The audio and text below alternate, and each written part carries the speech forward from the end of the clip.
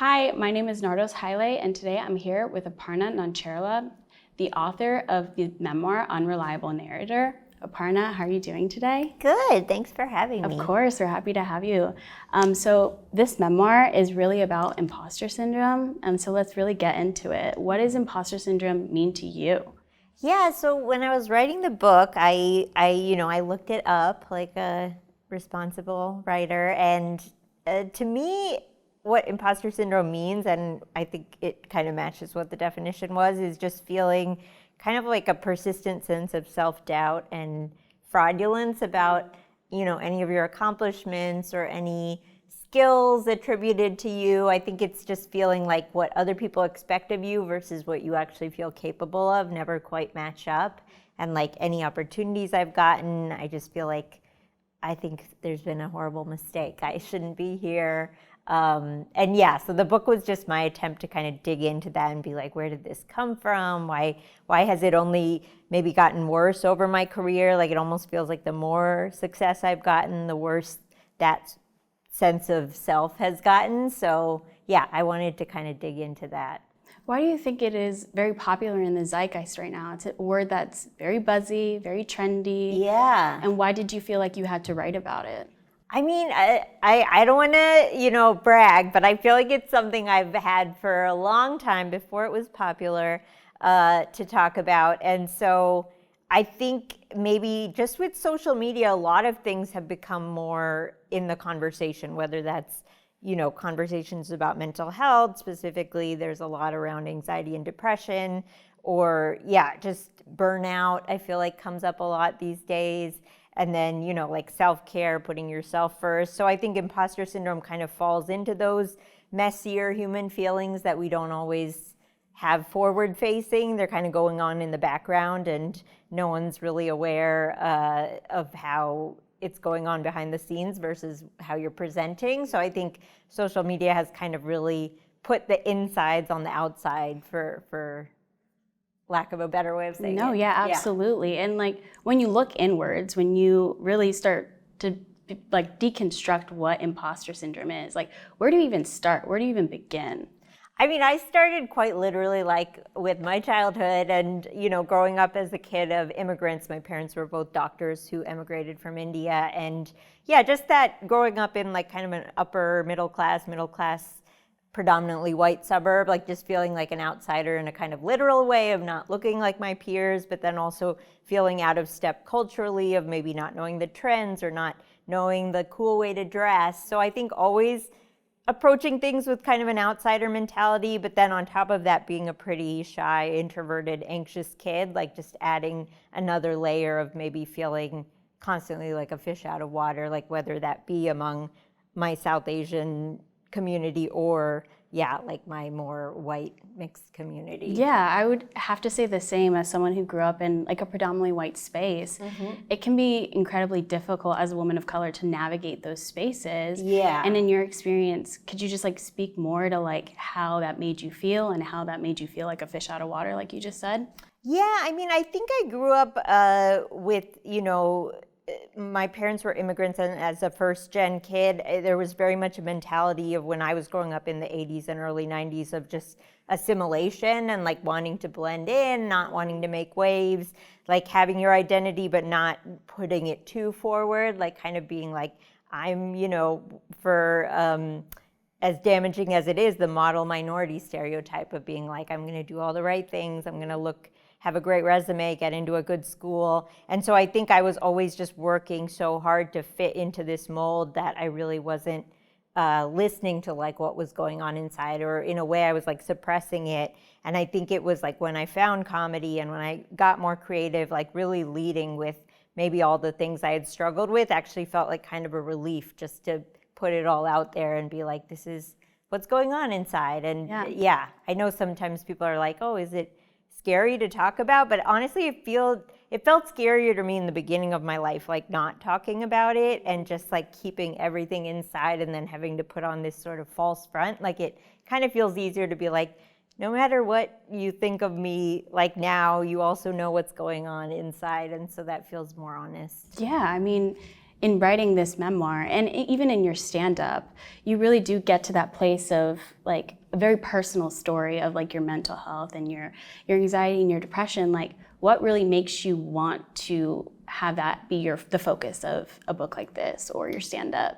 Yeah, I mean, both with talking about anxiety and depression in my stand-up and with writing this book, they both came out of struggling with those things very acutely in my real life. So like when I started talking about my stand-up, I was struggling a lot with like performance anxiety and getting on stage, and then there would be a depression as a result of not being able to like perform as easily as I would like. And then the same thing with this book, like I had gotten some success professionally, and I feel like the self-doubt only got worse. And it was kind of that thing of like, oh, when I get to this point in my career, or when I achieve this goal, I'll have figured it all out and it will all have been worth it, like the grind. But if anything, I felt like more confused and more in my head. So the book was kind of my attempt to dive into that and be like, why is this happening? And like, if I'm going to go forward in my career, I really have to address this kind of head on.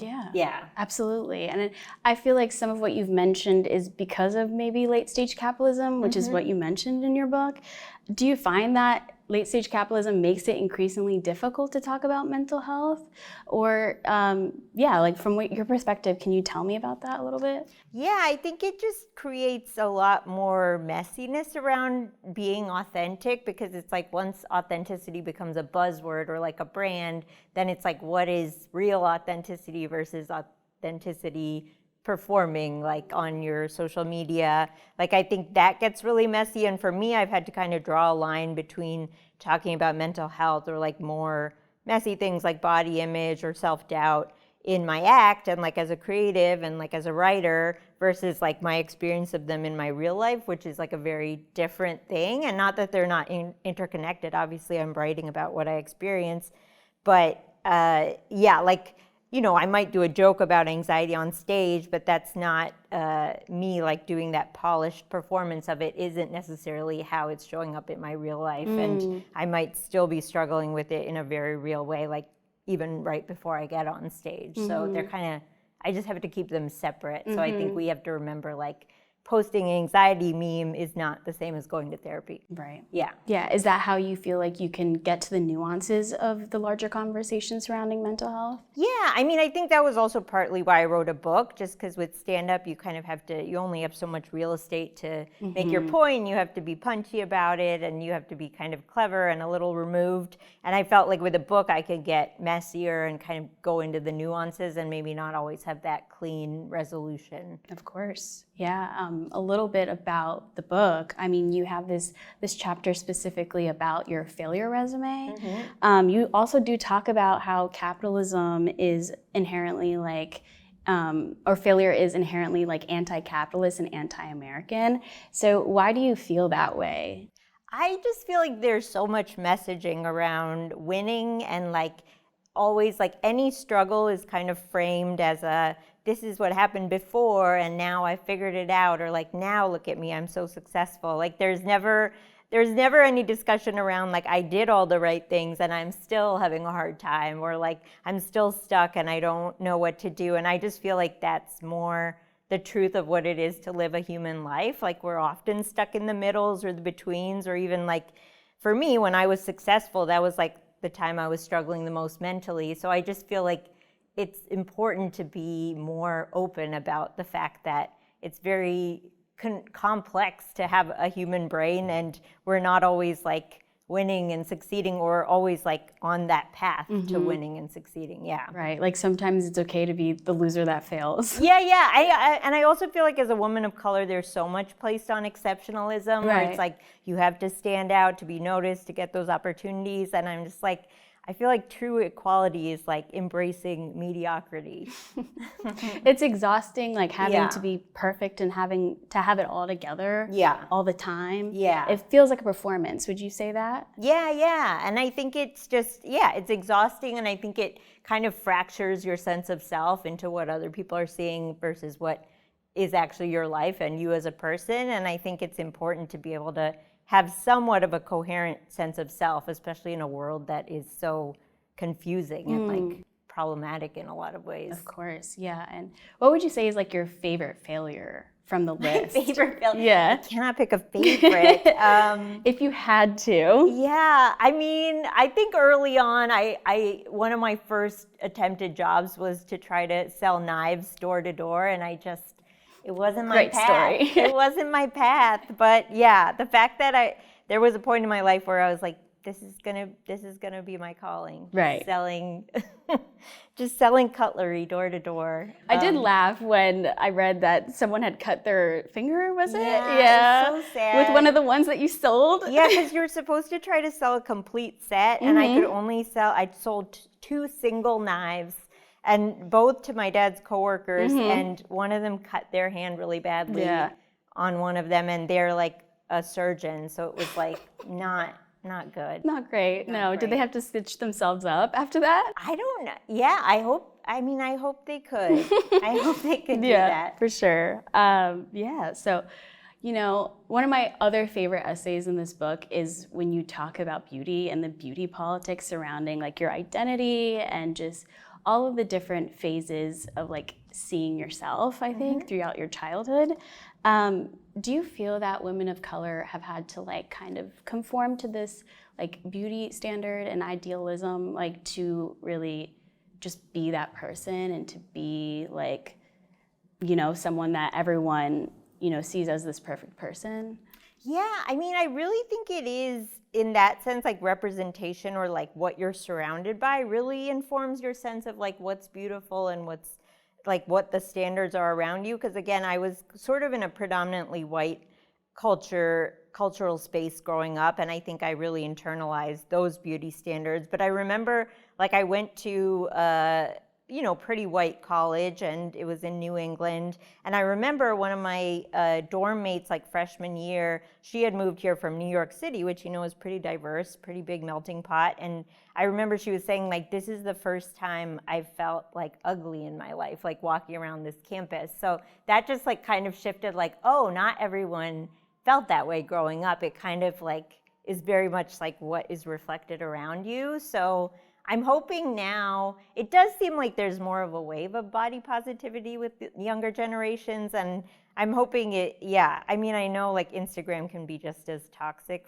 for messaging about body, but I'm hoping like just representation-wise overall, there's healthier, more balanced messaging around body image. Yeah, absolutely. And I feel like capitalism has a way of like shaping the way that we see ourselves because we're being sold an idea. Would you say that's an unattainable idea? Yeah, I mean, I think for you to continue like kind of buying into products then the market, it is like always, you'll never quite get there. Like if there's ever a product invented where it's like, and this is it, you don't have to do anything after this, I feel like capitalism will have failed. So I think part of it is the climbing the ladder is part of it. And as you talk further about mental health in this book, you kind of label yourself as like a high functioning, like depressed person.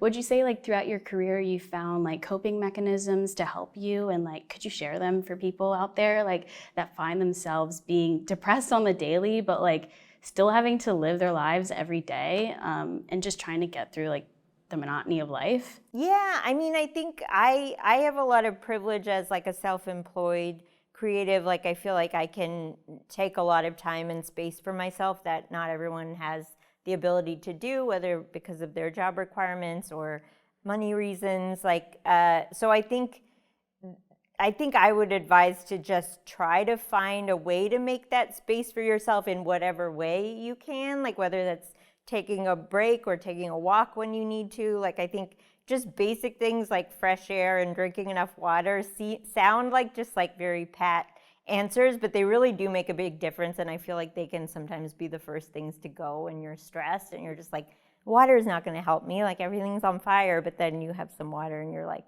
okay, I feel a little better about everything beyond fire. Yeah. And like from your experience, would you say that like going towards comedy has helped alleviate that kind of sense of depression and anxiety, or is it something that sometimes amplifies it? Yeah, I think it can go both ways. Like, I think the good thing about comedy for me is like I live very much inside my head and I can get sort of caught up in my own negative messaging, but comedy for me is a way to kind of translate my brain to the rest of the world. And in that way, when I see other people connecting to it, that gets me out of my own head, and I'm like, oh wait, other people are having this exact same experience, and I just forgot because I was sort of so lost in my own thoughts. So that's the good side. And then the bad side is sometimes, with stand-up, it's like you're sort of on trial at all times in terms of like the crowd's opinion of you or how you're being perceived at any given moment. You don't always have control over that. So you are kind of setting yourself up for scrutiny at all times, more so than maybe another line of work. Mm-hmm. Yeah, I also wanted to bring that up. Like, you are a writer, you are a comedy writer, and you've written this book now. How does it compare, contrast, being those two different types of writers? Like, you are writing for an audience in both senses, but when you're performing, you are literally in front of an audience. Yeah. And this has a delayed audience. Yeah, I mean, that was a struggle in writing the book, because I think, with stand-up, you get that immediate feedback. I was big on Twitter for a bunch of years, and there you get even more immediate feedback. So I think, writing the book was definitely exercising a new muscle of just being by myself a lot more and just sitting with things and being like, is this good? I don't know. I sort of need someone else's opinion. So I think it was a new feat for me. But yeah, we'll see how I did. It was my first book, so we'll see. Yeah, and so like after this book, what do you have coming out? Like, what do you feel like is the next step for you after writing this great memoir? Yeah, well, I am doing some stand-up tour dates around, promoting the book. And yeah, I mean, with the writers and actors strikes, like, who knows what's next around the corner. Yeah. But yeah, for me, like, building a stand-up hour, like, now that I've spent all this time in a cave writing a book, I'm sort of ready to emerge and do my writing in front of people again for a while. Well, yeah. Thank you so much, Aparna. Oh, thank you. I appreciate you being here. You can get Unreliable Narrator out everywhere now.